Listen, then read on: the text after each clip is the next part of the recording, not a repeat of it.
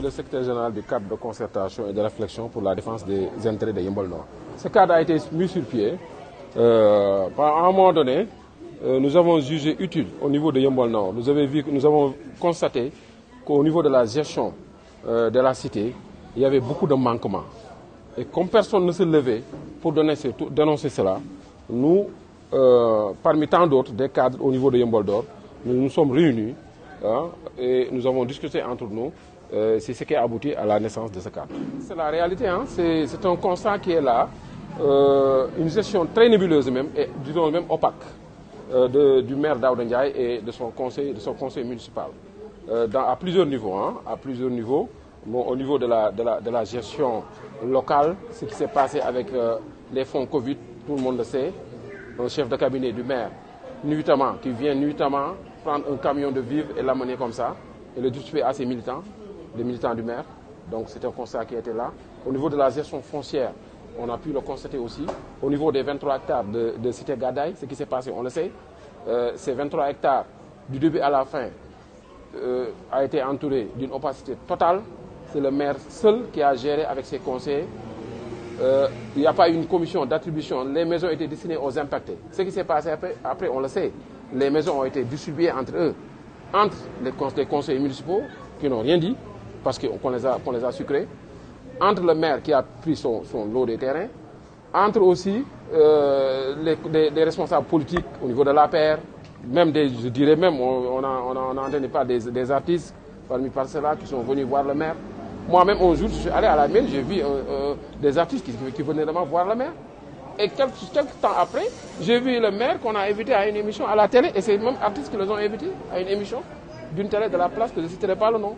Donc, tout cela mérite un questionnement, et d'où la plainte qu'on a déposée au niveau de l'OFNAC.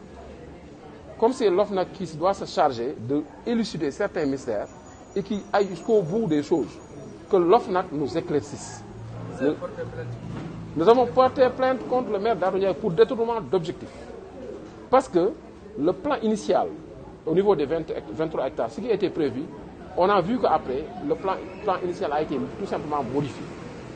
En parlant de stade de football, c'est un terrain de football qui a été muré, vous l'avez regardé tout à l'heure avec le diapo, vous voyez, en vidéoprojection. Concernant le centre hémodialyse, il n'y a rien du tout.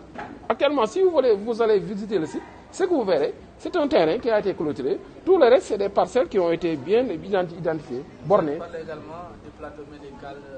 Voilà, là aussi, le plateau médical, ça nous intéresse au plus haut niveau, en tant qu'acteur de la santé, acteur de santé. C'est bien beau de construire des infrastructures médicales.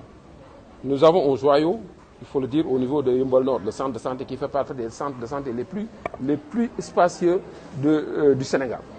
Maintenant, après avoir construit un centre de santé, mais pour que ce centre puisse être opérationnel, qu'est-ce qu'il faut? Il faut l'équiper. Au niveau du centre de santé de Yeumbeul Nord, il y a un manque criard d'équipement. Vous prenez le service de cardiologie, un malade qui fait une attaque cardiaque risquerait de mourir en cardiologie pour défaut de prise en charge, parce que le matériel n'y est pas. Comprenez? Au niveau du poste de santé de Assegna, dénommé poste de santé Mordio, qui a été inauguré par le maire lui-même, il y a de cela presque 2 ans. À cette inauguration, moi j'étais présent. Il avait octroyé une ambulance avec un budget, dit-il, il a financé plus de vingtaine de millions pour construire ce poste de santé. Mais ce poste de santé n'est pas intéressé par les populations. Qu'est-ce qui se passe? Parce qu'ils ne trouvent pas leur compte. L'ambulance qui était au démarrage de ce poste de santé, l'ambulance est tombée en panne depuis Mathusalem. Le maire n'est même pas capable de dépanner cette ambulance qui est restée au sol.